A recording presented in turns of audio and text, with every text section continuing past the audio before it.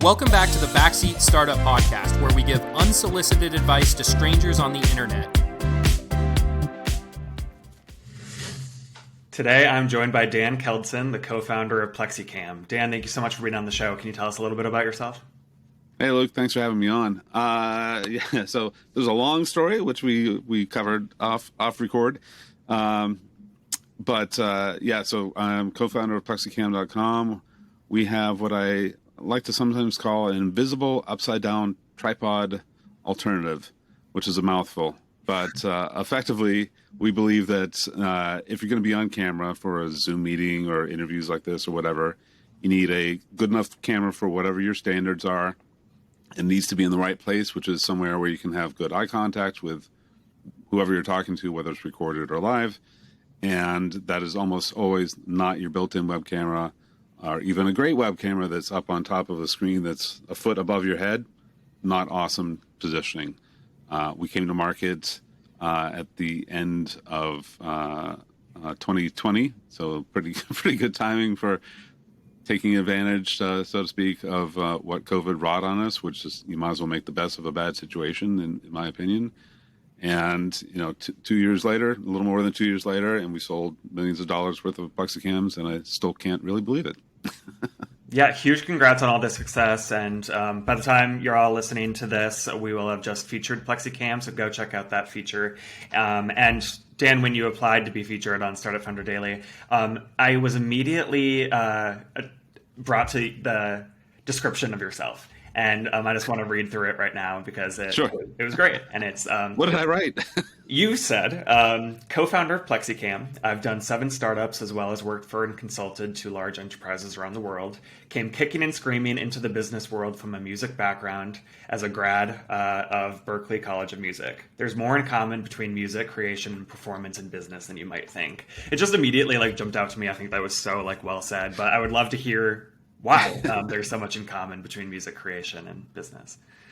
Yeah, you're gonna have to send that back to me so I can use it. Yeah, use that copy everywhere. No, don't waste that. Yeah, I must have written that late at night, which is pretty normal for me. So I moved to Berklee College, to Boston to go to Berklee College of Music. I thought I wanted to be a rock star and tour and do all that stuff. I love music. I don't really perform music anymore or create music. I do have a collection of guitars and basses over here and a keytar over here. I was a keyboard player, piano upstairs, and I have very eclectic tastes in music.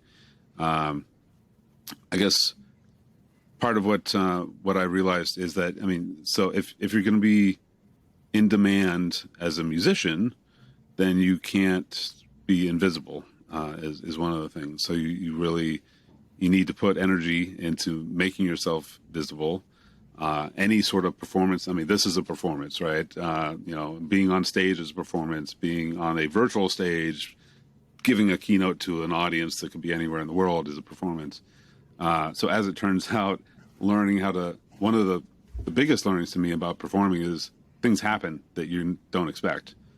You can't just stop and give up. A string breaks on your guitar, the microphone, classic feedback happens, all that kind of stuff happens.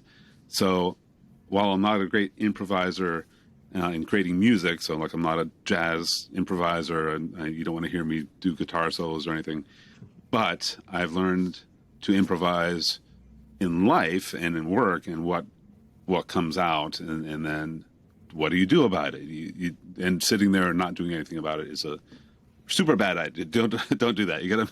Sometimes you gotta make decisions that may turn out to be wrong, but until you've made them and taken some action, you're never gonna go. So it's just like stepping out on the stage. 1,000 people screaming at you from a stage, or 10,000, I think was the biggest venue I ever played. Wow. It's intimidating. It's exciting, and it's real. So you better do it. Yeah, well, that is such a good analogy. Thank you for sharing. When I saw that in your application, I wanted to double click on that and ask more about that. So thank you. But for the main event, the deal with this podcast. We'll open Reddit. Yep. We'll find a question posed by a founder, and we'll break it down. You all set? Yeah, sure. Let's see what we find. Let's do it. This one you would probably have pretty good insight in, too, as someone who's constantly coming up with good ideas. The getting help. Yeah, this getting help or business partners. Yeah, can you tip that open? Yep.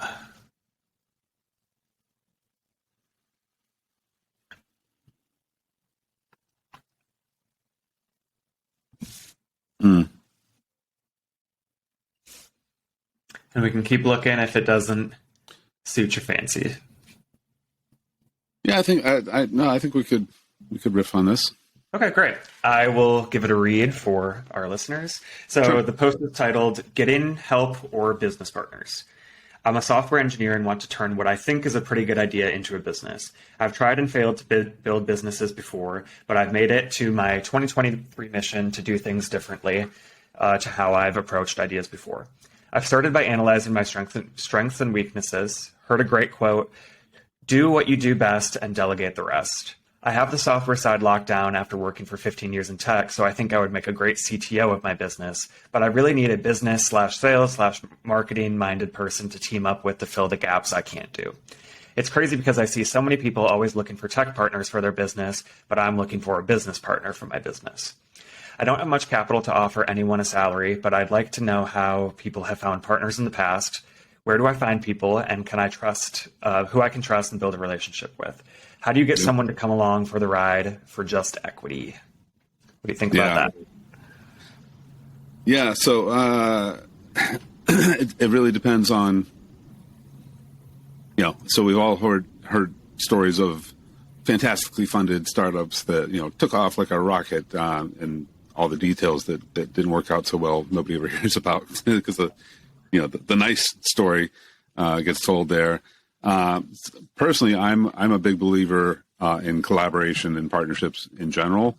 I used to call myself infinitely curious. It turns out I'm not curious about lots of things. Like I don't want to be an accountant, and I don't really want to master the VC world.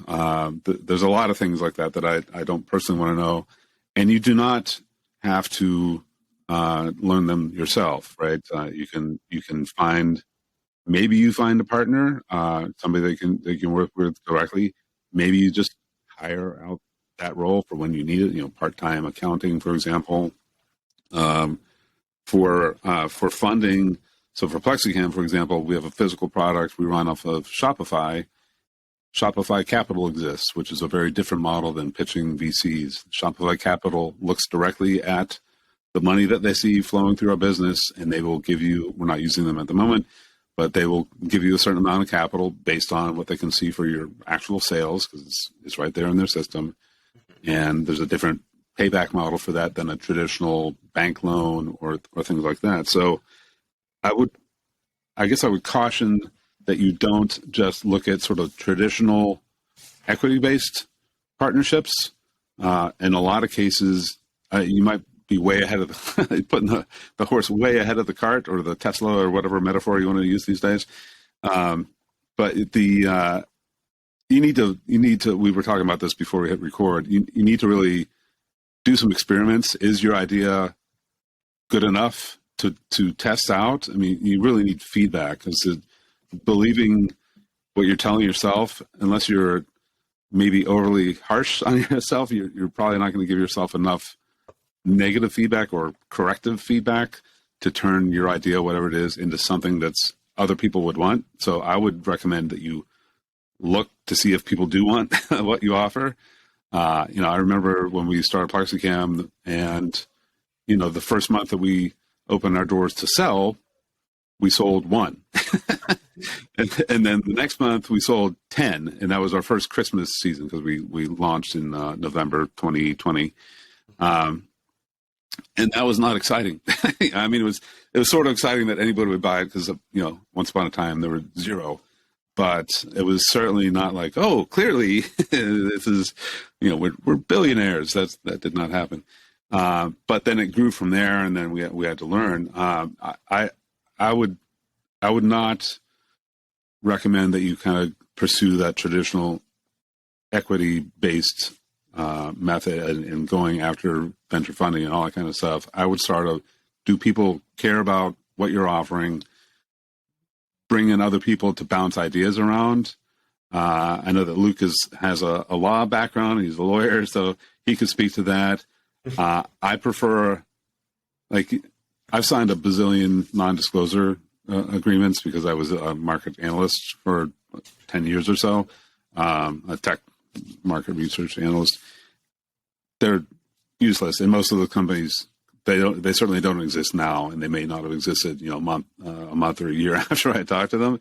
So I wouldn't get too paranoid about protecting your IP necessarily. I don't remember who had who said this, but there's basically, your idea can be fantastic and die in the dark, or you can get it out there and get some feedback and see if it's really, something that has some life to it. So I wouldn't jump too far down the road on how do you slice and dice the money and who gets paid until you have a real problem to worry about. I would work on getting feedback and get people to, don't worry about getting funded, worry about getting customers who will pay you. And that is much more indicative of this being real versus negotiating an equity in something that really has no value yet with a potential partner. Yeah, I completely agree. When I was reading this, I immediately thought that they're trying to move too fast. And like what you explained, kind of the testing the market, getting it in the hands of users and getting feedback to see if it's something I actually want. Mm-hmm. I firmly believe every tech founder can do that. Like that doesn't require like nuanced marketing skills, growth hacking, anything like that. Like if it's a winner product, like there's going to be time for that. And down the road, like you might have to bring somebody on to complement your skills.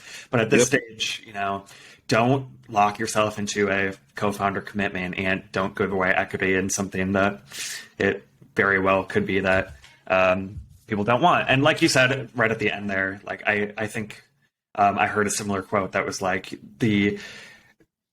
your startup has much higher odds of dying because no one knows about you than it does somebody ripping off your idea. And that's just the truth. But no, really, really well said. Have you ever been a solo founder? Yeah, I have. So during the there's a phrase that the woman from Kleiner's Perkin, I believe, who always built this massive deck every year about what's coming and what's just happened and all that kind of stuff. She called, when mobile was the topic that was becoming very popular, she coined this term SOLOMO, social local mobile. So Foursquare was a thing, and everybody had to have a mobile app, and social was new. It's not old as it seems like now. So I created a little sort of boutique agency that was really meant to. A lot of my career I've spent on planes and in hotel rooms and conference rooms that all look the same and can be anywhere in the world. And despite that, I've lived in Boston since '88. I didn't have a lot of connections with businesses and business people in Boston because most of my clients were somewhere else. So that was really designed to help service brick and mortar businesses that had no idea that the web existed or that what is social, how do you do that? And, what is being local, like a localized app and, serving a local area. And they may not have even had smartphones yet. So what's an app? So I felt like I have experience at that point. I had experience working with really large enterprises that, an IT budget for a project is $100 million. And that's nothing in that world. And a mom and pop shop that runs a pizza shop or a small law firm or whatever does not have that budget and also doesn't know anything about these things. Mm-hmm. So I started a little agency that I led, and I had some people that I brought in as contractors to help just see if anybody cared, taking my own advice. I really did do that. Ask friends who were lawyers, who were like a 2 or 3 person firm. Mm-hmm. How are you getting business digitally, through digital marketing or anything like that? And I wanted to give back to people and establish some roots because I never expected to live in the Boston area this long, frankly. And I was like, well, I'm here. I might as well get to know people who actually live here and do not get on planes like I do. Right. So that didn't have a long life. It was just really a side project. for me, but I just know from my own personality and skill set that it is way too easy for me to get really distracted by all sorts of things and go down a deep, deep dark hole and researching, whatever. So I need somebody else that helps to not do that. Like Tom and I, my partner, he's a much more, I'm more of a ready, aim, fire.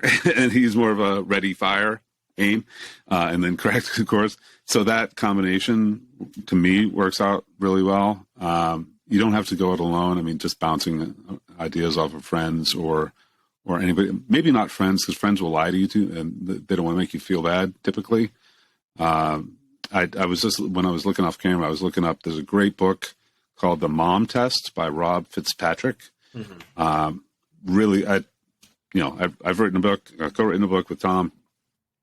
It's one of the most pragmatic, really, I hate the term actionable, but it's just really succinct, and it's partly because he uses his own test to improve his own products. It's so crystal clear on walking you through, how do you do this? You ask your mom in his case, but you ask other people's moms for their opinion, because your mom doesn't want to hurt your feelings either, as it turns out. But you can and should have a more than a winging it approach, ideally, if you're going to get feedback from your market, and that's probably the best $25 or so that you'll ever spend. Yeah, absolutely. That's always been on my to read list, and I haven't got around to it yet. Heard great things. Gonna check it out in 2023. But I asked if you were a solo founder, because I was curious about that kind of difference of experience between being a solo founder versus having co-founders. But you answered that really nicely, like towards the end of you and Tom bouncing ideas off each other. So do you have anything to add to that?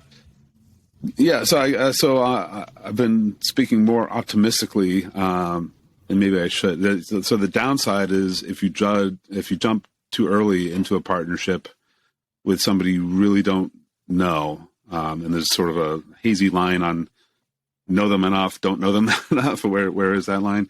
I did have one partnership that really did not work out. I jumped way too far into that relationship way too quick based on an introduction from a very, very good friend that I'd known a long time. And I automatically assumed that he made this introduction to the other person because it was meant to be, and he was totally vetting him. Turns out that was not the case. And about 9 months later, I found out that this was a really bad decision.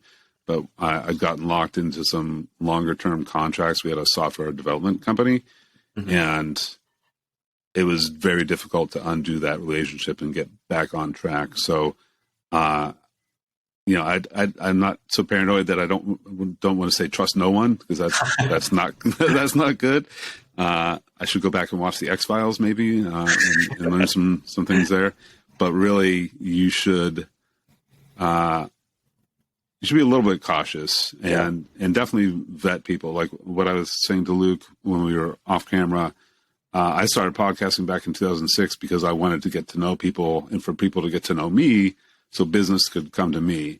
So I would look, since social exists, LinkedIn in the professional world, YouTube, all these kinds of things, before you take somebody's word for it that they're awesome, see what people are saying about them or the companies that they've worked at in the past, or examples of their software or whatever that makes sense for that profession, and use that evidence before you just take somebody's word for it. Because as it turns out, I'm far too trusting personally, and you need, at least for me, I needed something to break me of that habit so that I'm not quite as trusting out of the gate.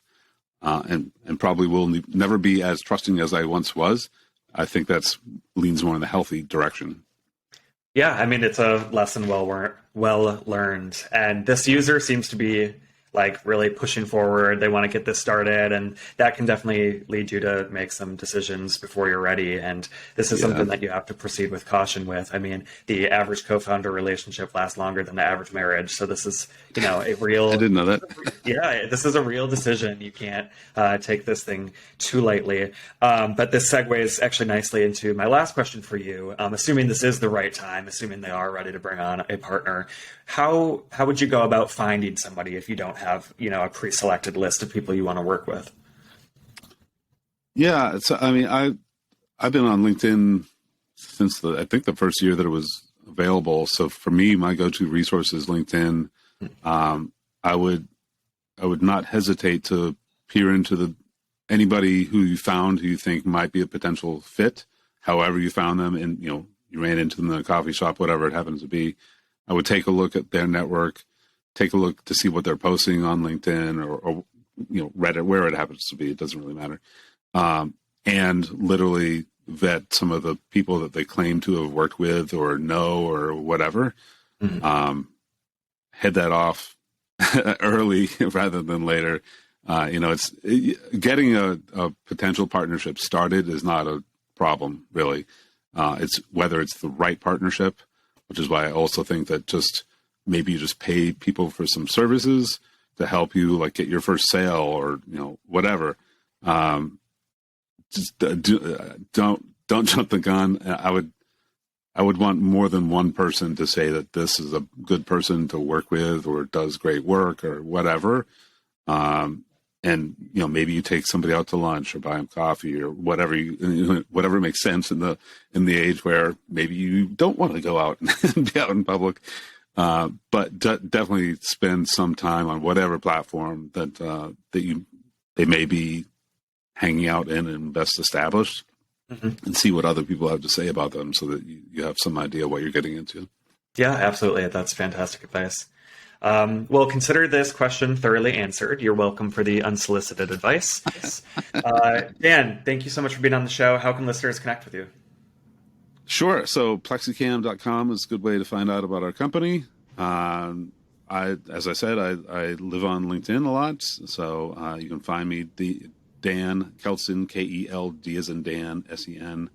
I accept most invitations to connect unless it looks like you're about to pitch me instantaneously on something. So I'm definitely less forgiving of the hard out of the gate pitch from folks. But beyond that, if you have honest intentions in wanting to get to know each other and not try to sell me something, happy to connect there. I do like mentoring people. It's part of what I've given back to Berklee students. Even though I'm not in the music industry at this point, there's plenty that you can learn from people who are not in the music industry or your industry, as it turns out. So that's another thing that I would recommend. Broaden beyond what you think might be the clear-cut path to whoever you should connect, and really see what else is out there. But I'm not active on Twitter very much anymore, so for me it's really LinkedIn. And I have 2 podcasts, one called Next Future Today, which came out of COVID for companies that got caught off guard, which is everybody. What happens? Do you freeze when something like a global event like COVID happens? Do you step on the gas because maybe this is a good time to make those plans that you had really take off? Do you ease back? What do you do next is really the question.